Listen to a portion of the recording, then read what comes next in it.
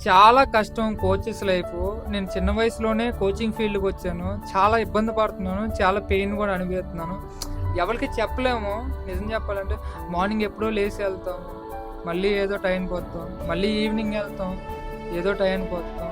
Every day గ్రౌండ్‌లో ఉండాలి. అది ఇంట్లో వాళ్ళని సాక్రిఫై చేయాల్సి వద్ది. మన ఆనందాలను సాక్రిఫై చేయాల్సి వద్ది.